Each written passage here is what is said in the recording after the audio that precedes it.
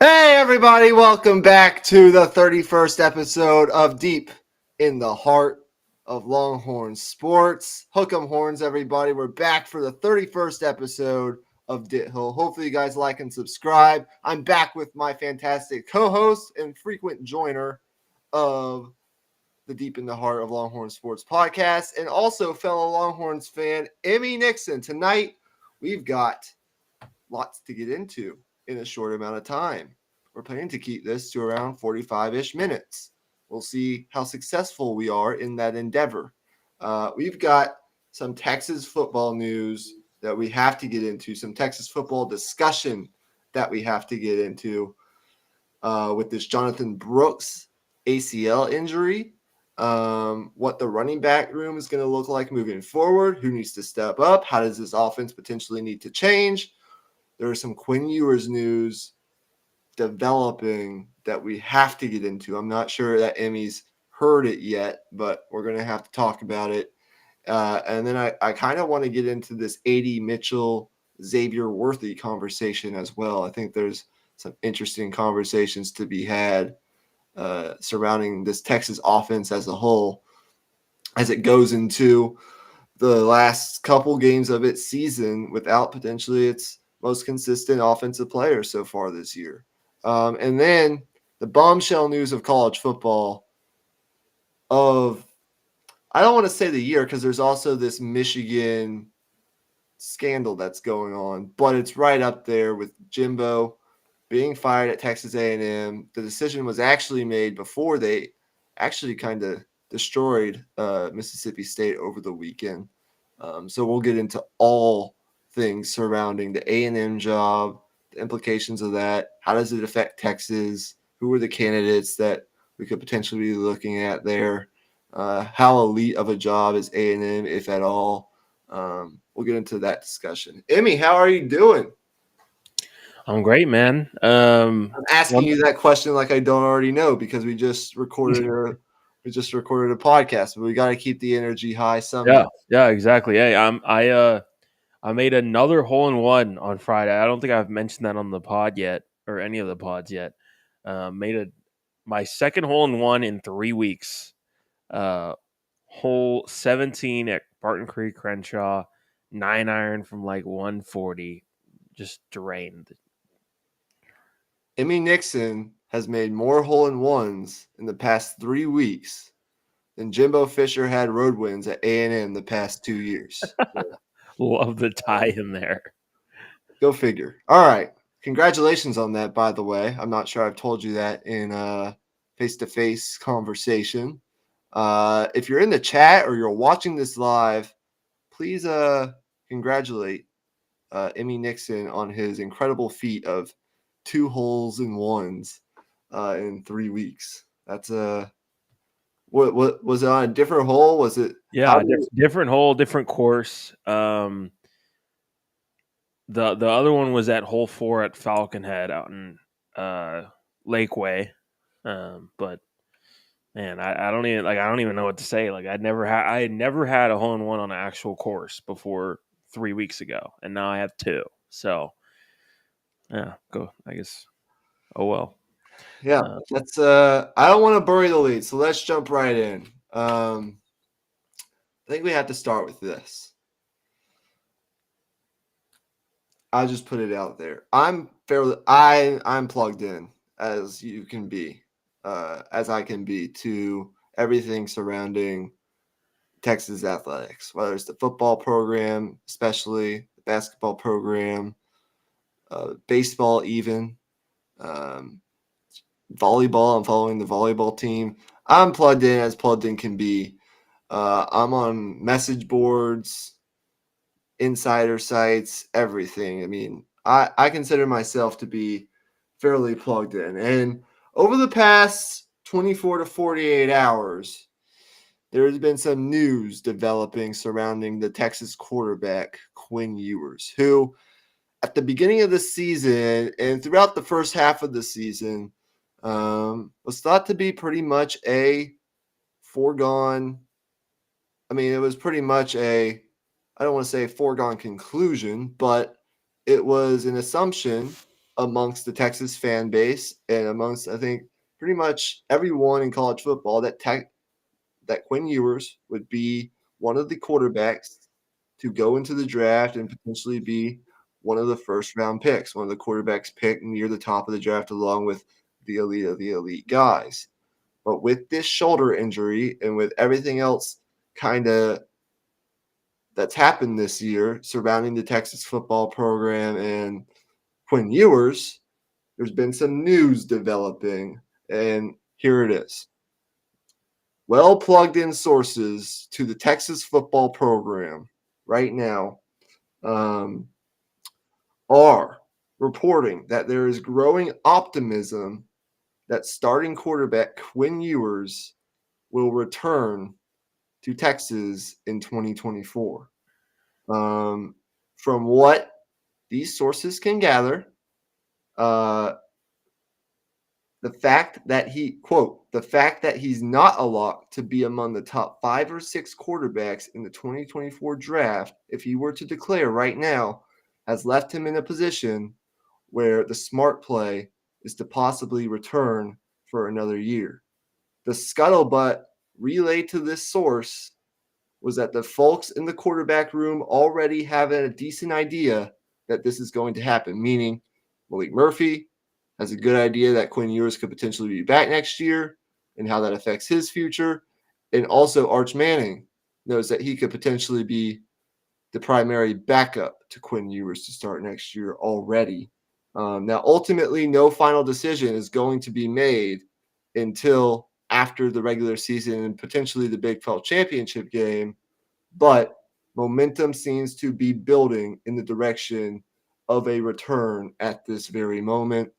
And one source said it's closer to 80-20 that he comes back to Texas than it is a 50-50 thing as of right now. So with that news, whether you heard it or not, before I just gave it to you, what's your reaction? Well, I think from his standpoint, I think it's the right decision. I think the opportunity to play in the SEC is an enticing one, no question about it. And with, I mean, we've mentioned it on this show with the amount of quarterbacks in college football right now. Like, I don't think Jaden Daniels was even mentioned as a first round pick going into the season. I mean, he was more of a fringe guy coming into the season. Now he's probably going to go in the first round. I mean, there's 5 or 6 dudes, as you mentioned, that would probably go ahead of Quinn Ewers, and that probably leaves him in the second or third round, and that's definitely not what he would want. So I think it's probably the right decision. The shoulder injury thing, I think, complicates things for sure. It's like the same injury from last year, I'm pretty sure, or a similar one. I know for sure it's on the same shoulder. So regardless, that's something to keep an eye on. But I think Quinn has the right idea with that. Look, this is very impactful because I think if you're Texas, and I truly believe that Steve Sarkisian in this program believes this, they would much rather go into the SEC with one of the better quarterbacks in the conference already next year in Quinn Ewers than obviously you would with a true or redshirt freshman starting quarterback and potentially Arch Manning, who the Manning family behind the scenes has kind of been outspoken about, hey, Arch isn't ready to play.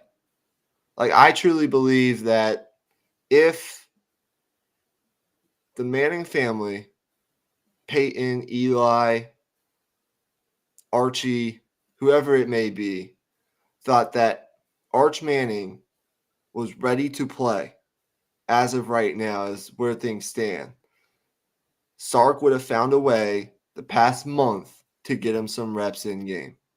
That is my belief.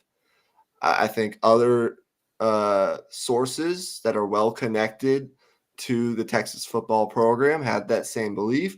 And the most interesting thing about this decision that the more so casual fans will fail to realize is the trickle-down effect that this is going to have, not only on the outlook for the Texas football team going into 2024 with one of the best quarterbacks potentially in college football, returning for next year. I mean, he'll be up there with the Jalen Milrose and, Connor Wegmans. And I mean, he'll be amongst the best quarterbacks in the SEC next year if he comes back to Texas, but also the effect that it's going to have on a guy like Malik Murphy, who, if this happens, I believe Malik Murphy will transfer. And don't get me wrong, he is beloved within the Texas football locker room. He's arguably the most beloved player by these Texas coaches, by these Texas players, the way that he works, what he did for this team this year by going out and winning 2 games that they had to win. Nobody wants to lose Malik Murphy. I don't want to lose Malik Murphy. He's a really talented guy, and he's a valuable asset to this Texas quarterback, room. But at the end of the day, for him and what would I think be best for him moving forward with a guy like Arch Manning, who over Sark's dead body, and I don't think people understand this, Sark is not going to lose Arch Manning.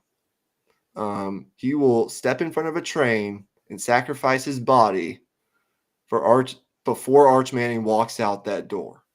It's not that he doesn't love a guy like Malik Murphy, but if push comes to shove and it's between a guy like Arch Manning and Malik Murphy, at the end of the day, before Arch Manning would ever think about leaving, he would be on that football field. I guarantee you that much. Yep. Whether he's ready to play or not. And that's something I don't think people understand. People just assume that because Quinn comes back, this guy named Arch Manning, who actually just recently turned 18 and is coming from playing 2A level high school football in the state of Louisiana, is just going to, transfer somewhere else. That's not how the Manning family operates whatsoever. If you believe that, then you just don't understand the dynamics of this recruitment and why, in the first place, Arch Manning committed to Steve Sarkisian in the Texas football program. It's because Arch could sit behind a guy like Quinn Ewers and potentially a guy like Malik Murphy for 1 or 2 years while he develops his body, he learns the playbook and all those sorts of things, gets comfortable in the offense. And even with this being the case, let's just say that Malik Murphy does transfer, and good for him. I'll be rooting for that guy until the end of time. He is just, how could you not root for him? Let's say it just comes down to Quinn Ewers starting next year in the SEC and Arch Manning being the primary backup. I think there's a very good chance that Arch gets playing time next year. Yeah. Whether it's because of a Quinn Ewers injury, another one, or in a couple of these games, they can get him into the game if the games are far enough out of reach at one point that they can get him some reps. So I think the trickle, we we could talk about this all day, but the trickle effect within the Texas quarterback room is going to be gigantic if Quinn Ewers comes back, and it changes the entire outlook of next year in the SEC if you have a guy like Quinn Ewers returning to your program. Definitely. Yeah. Okay. So I wanted to put that out there because we're not going to spend we have a bunch of time to talk about it. It's not set in stone yet. It's not. But well-trusted sources, well-connected sources to the program are reporting that momentum is building in that direction for Quinn Ewers to potentially return. And as you said, I think it would be a smart decision for Quinn's camp and just for the overall development of a guy like Quinn Ewers, who right now, I think most would agree is not a guaranteed first-round pick. And that's the goal of the Quinn Ewers camp, is to be a first-round pick, because that, at the end of the day, first-round money, that's something you can't really get back at the end of the day. I think Quinn would probably be better off coming back to Texas, developing another year, and going to 2025 knowing at this point it looks like a weaker quarterback class with an opportunity to be maybe the first quarterback taken off the board in 2025 if he continues to build off what he's done this year. He'd absolutely have a better shot than he does this year. So we'll keep an eye on the situation. We'll monitor it throughout the next couple of weeks. Again, it's a fluid situation. Things can change. If Quinn Ewers goes out and he throws for 350 and 4 touchdowns against Iowa State on Saturday, and then he follows it up with, say, another big performance against Texas Tech, leads Texas to a Big 12 championship game, and he strings together a couple big games, this could change all of a sudden. But right now it's looking like, or it's sounding like, Texas could have their starting quarterback back in 2024, which if you told me that at the beginning of this year, I wouldn't have thought it was a possibility, to be honest with you. But it is. Absolutely not. No. Okay. Another thing I want to get your thoughts on before we kind of transition into some Texas A&M talk with the bombshell news of college football. Jonathan Brooks going down on Saturday night, and I can't believe I didn't even mention this.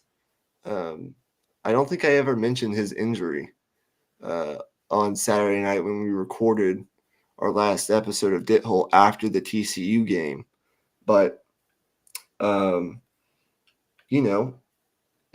football sometimes is a cruel sport. We know that. And Jonathan Brooks had been the story of this Texas football team, arguably, through 10 weeks of the season.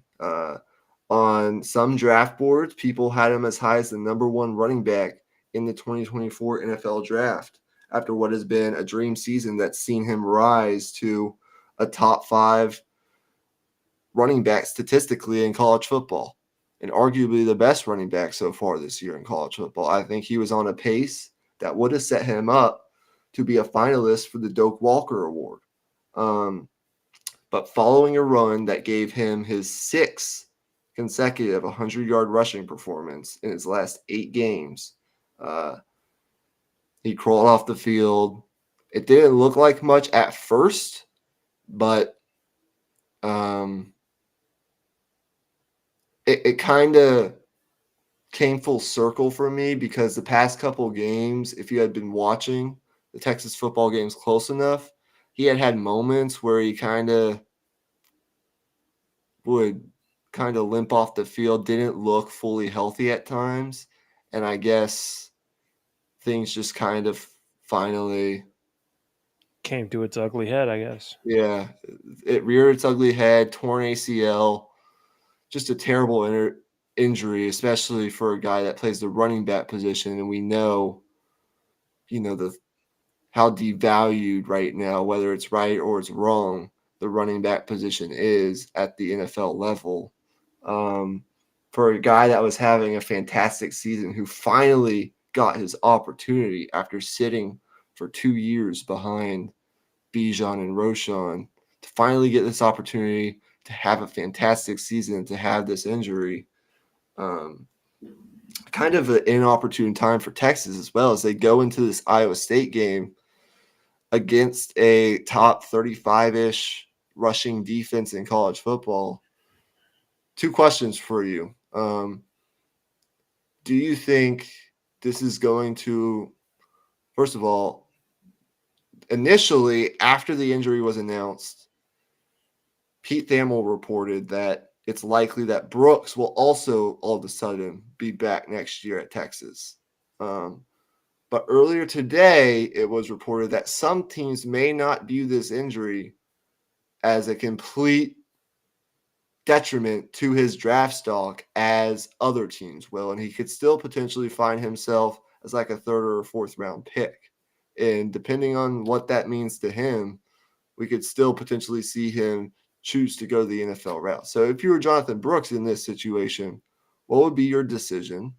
And then what does Texas need to do to, whether it's from a running back standpoint with CJ Baxter and Jadon Blue, or from a Sark standpoint to kind of re-innovate itself on the fly with the news of this devastating injury to arguably their best player? Yeah. That's a loaded question, I know. Yeah, there's a lot there. If I'm Jonathan Brooks, I think the great thing about him sitting for 2 years behind Bijan and Roshan is the fact that he was fresh. We see the running back position. It's not a position where they're not valued out of the gate. The problem is the value depreciates over time, just very, very quickly.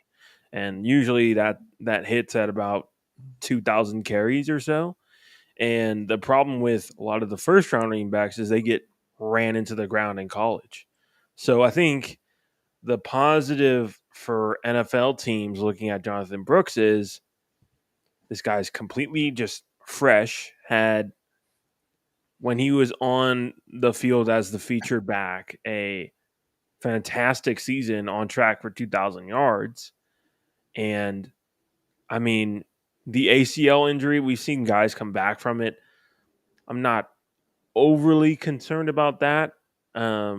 So I think if I'm Jonathan Brooks, I probably go to the NFL, but it's a tough one because I don't know the dynamic with him in their locker room and in that locker room, those are his guys. Does he just want to come back and run it back? There's definitely merit in that as well.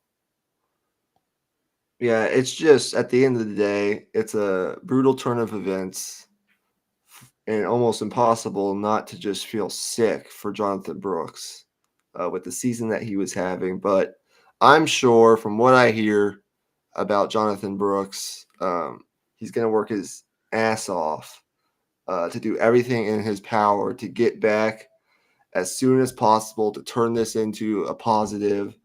And there's, in terms of whether or not he'll go to the NFL or not, I still think there's a good possibility that he will. But if he were to feel like this could potentially result in him possibly being a day 3 pick rather than maybe a day 2 pick,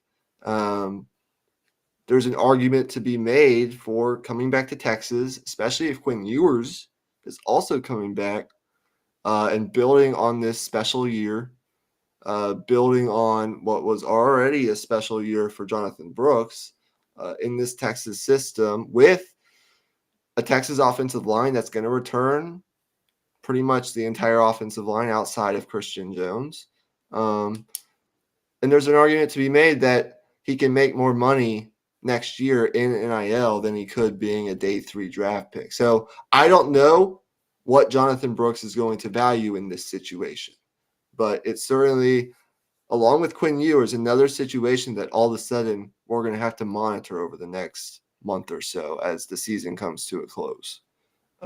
But it's a less desirable situation at every turn for Texas, as now a true freshman who's had good moments but hasn't been nearly as consistent or impactful, especially in the passing game or in pass protection as Jonathan Brooks and CJ Baxter, and a not always trusted Jadon Blue, who's also very talented back and has shown speed and burst and all the kinds of things you want in a running back, but has struggled to hold onto the ball at times.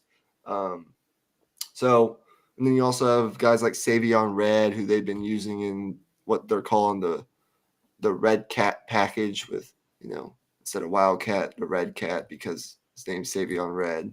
And then also a guy like Keelan Robinson, who is primarily a special teams guy and has that role and is very good at that role on this Texas football team. But we've seen him make some plays on offense, and he gets into the game sparingly when Sark wants to use him on third downs.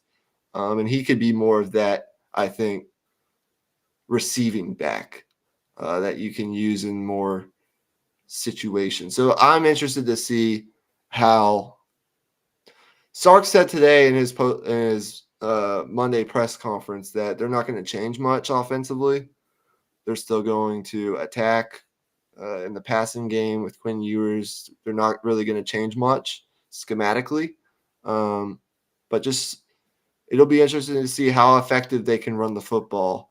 And I think it puts a little bit more of a burden on that offensive line to just continue to be dominant and physical up front and to own the line of scrimmage. Do you have anything else you want to say on this situation before we move on to A&M? No, not really. Okay. So the bombshell news of the weekend when I woke up yesterday was Pete Thamel, Billy Lucci over at Texags reporting that Texas A&M had made the decision to ultimately part ways or fire Jimbo Fisher. And this had been a question dating all the way back to last year. Would A&M eat the money? Would A&M eat the money? Would A&M eat the money? And they did. They owe Jimbo Fisher $19 million over the next 60 days and an additional, I believe, $8 million over the next 120 days. And for each following year up until 2031, they owe him $7 million. And so in total, he will get 76 point something million dollars to not coach the Texas A&M football team, in addition to the money that he's going to get for what comes next for Jimbo Fisher, which I do not know at this point, but I assume he will get a job somewhere. So your initial reaction to the news, and I guess the question I'll pose to you is, how do you view this Texas A&M job? Is it a tier 1 job in your mind? Where do you stand on this whole situation? Well, it definitely felt weird coming off of a win to fire him, but apparently the decision was made before the game had even begun. I mean, the writing on the wall was there, and their options were keep rolling with it and see if things turn around, which it wasn't looking like it was going to, uh, or just do what they did and eat the money. I think starting new, starting fresh was probably the right way to go, and I definitely think it's a attractive job for their next head coach, just because they're a program that just historically throws a lot of money at their football team, and they invest in and they've invested in their stadium, upgrading their stadium a bunch of different times, and any coach just would want to be in a program that is completely invested in having a winning situation. for the football team. Texas A&M is an incredible job, and here's why. And look, we're Texas fans, but let's be objective here for a minute. Geography.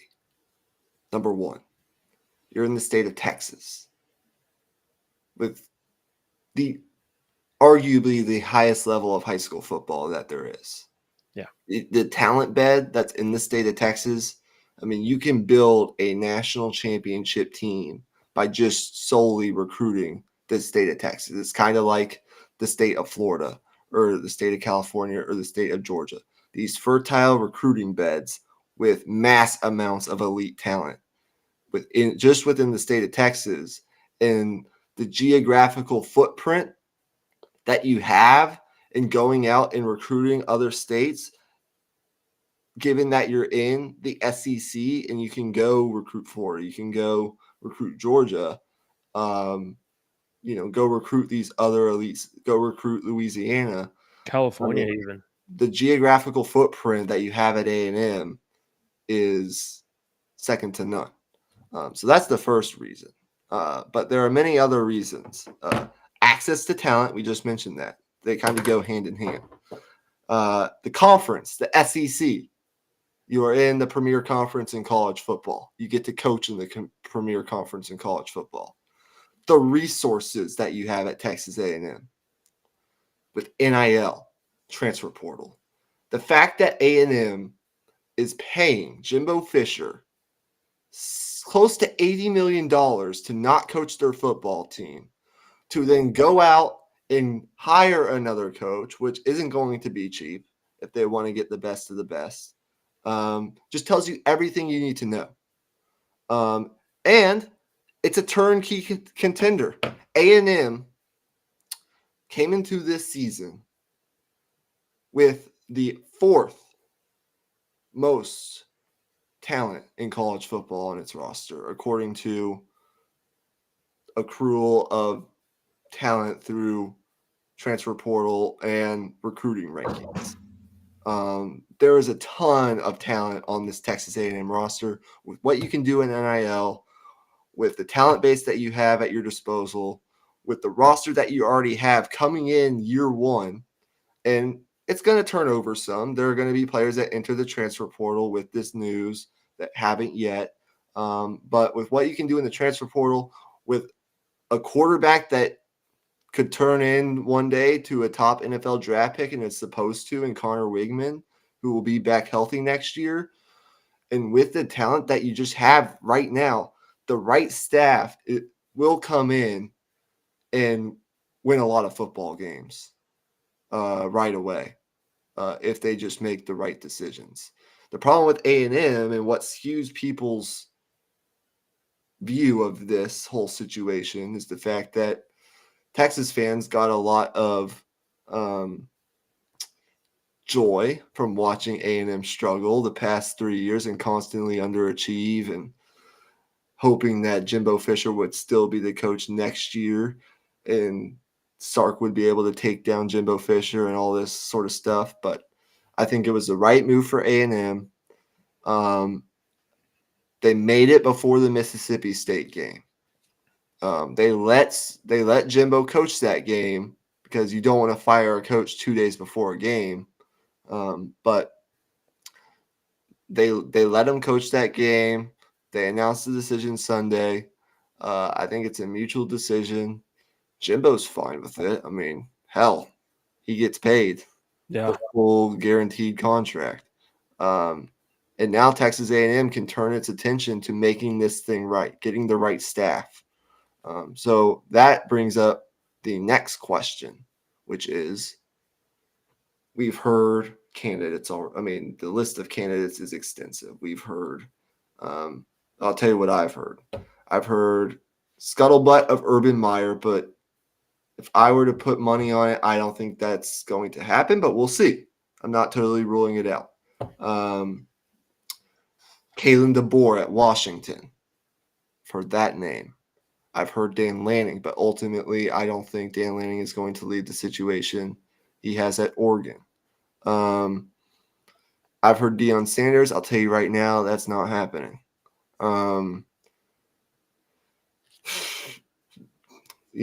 Jeff Traylor at UTSA, I think, would be an excellent hire, but it's not necessarily a flashy hire. I've heard Mike Elko at Duke, who was previously on this A&M staff just a couple of years back, and is doing an excellent job at Duke. I think he'd be a good hire, but is he the best hire? What A&M, I think, needs is the best hire. And to me, even though I don't think he's a good guy at all, but he's a damn good football coach, a historically great football coach. And I think if he was hired at A&M would win immediately. And it's not like already you can say that you're on some moral high ground because you have you hired Bobby Petrino as your offensive coordinator. I think Urban Meyer would be the slam dunk move here for Texas A&M. But how likely is that to happen? I'm not sure. Even if it does happen, how long does it happen for? Because in the past couple of stints for Urban Meyer, we know about his health has been an issue. But I think it'd be well worth it if you're A&M to go out and hire a guy like Urban Meyer with the resources that Urban Meyer would have and everything that A&M would give him with the roster that's already set in place to compete in the SEC. I think it'd be a slam dunk, even if it's only for a couple of years. But is it likely? I'm not sure. I think that, and this is really my last point, A&M's had to have had a couple guys in mind already leading up to making this move, and it'll be interesting to see what direction they ultimately go in. What are your thoughts? Yeah, I mean, I agree with you on the Urban Meyer stuff. It's just I don't know if he's even open to coaching at the moment, and on top of that, just like the shelf life of a move like that, it's probably you get 4 or 5 years maybe. And it feels like every stint he's had has gotten shorter and shorter almost. A few guys that I thought about, I think the coach at Kansas State, I mean, he's won at every single level he's coached at. He had that dynasty at North Dakota State in the FCS. Pretty interesting there. Tulane, their coach, that program has turned into a really good program. They've been, recruiting well, playing well year over year. They beat USC, of course, in that bowl game last year. And then Arizona's head coach, I think it's Herm Edwards. It might be someone else. I can't remember the name off the top of my head, but that program has turned it around. They're 6-3 or 7-3 or something like that. I think if I'm Texas A&M, maybe I go with someone a little bit younger, someone who's going to be a little bit more relatable.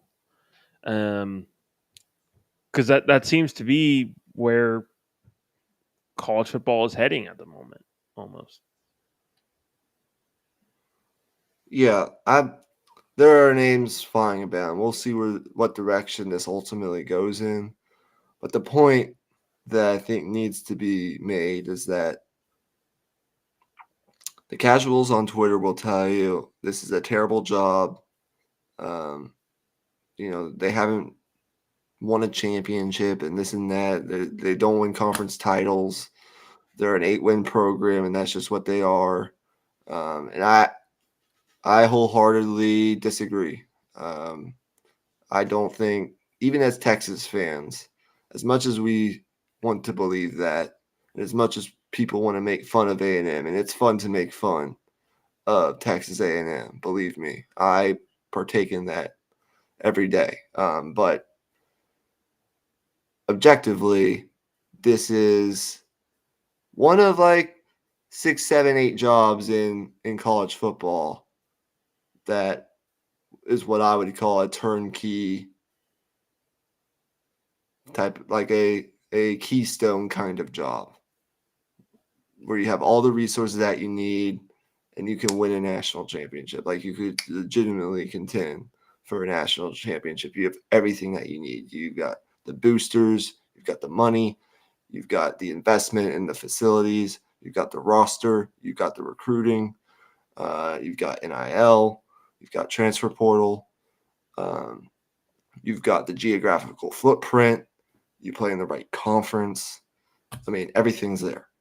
The only thing that's been lacking is the winning part of it, which is important, but I think that's more so been void at Texas A&M because of the decisions that they've made that haven't been good decisions, more so than anything else. It's not the program. It's not the opportunity that this job presents. That's really what it boils down to. I don't know how else to say it. If you disagree with it, I just don't know what to tell you. Yeah. That's the bottom line, really. Okay. So that pretty much wraps up that conversation. I thought that was really good. We're around 40 minutes. This is the 31st episode of Deep in the Heart of Longhorn Sports. Thank you to our one viewer who is tuning in. See, anything else that I had in mind for today that I wanted to get into? Couple notes. Tomorrow we got the Champions Classic in college basketball. We actually have 3 really good games tomorrow. We've got Marquette and Illinois going at it, I believe, on FS1. That's a ranked matchup, and I'm interested to see Marquette get my first look at Marquette this year, and Illinois for that matter. They have a potential All-American candidate in Terrence Shannon Jr. that I want to watch. And then we obviously get Michigan State, who's kind of reeling a little bit after losing to JMU opening week, but we still fully expect them to be a contender by years in the Big Ten, going up against Duke, who's also coming off a loss, albeit to Arizona, a much better team than James Madison. And then we get Kansas and Kentucky. The expectations for Coach Cal, the pressure on Coach Cal going up against the number 1 team in the country in Kansas. We get to see Hunter Dickinson. There's a lot there tomorrow in college basketball. And between all of that, we have the next revealing of the college football playoff rankings. So there's a lot going on. I'm planning to do 2 more dit holes throughout the week. Emmy will probably be on one of them. I don't know that he'll be on both, but we're going to go talk about that off air, talk about our schedule. Emmy will be at the game, Texas game on Wednesday, as I understand. Yep. So you'll get your first look, I guess, at the 2023 Texas Longhorns with Max Aismas, Tyrese Hunter, Ithiel Horton, Dylan Mitchell, Caden Shedrick, et cetera. So that should be fun. But we've got lots of things to figure out off air. So thank you guys for tuning in. Hopefully you guys enjoy the college basketball tomorrow. The NBA in-season tournament is ongoing as well. Tomorrow we get Chet against Wemby, so that should be interesting. And then we'll have our power rankings either tomorrow or Wednesday in the NFL. So thank you guys for tuning in. We'll be back later this week, of course, with more content. If you enjoy the content, please like and subscribe. And with all that being said, keep your horns up. Hook 'em. We're 9-1. Got a big game this week against Iowa State. And we'll see you later. Peace out. Peace.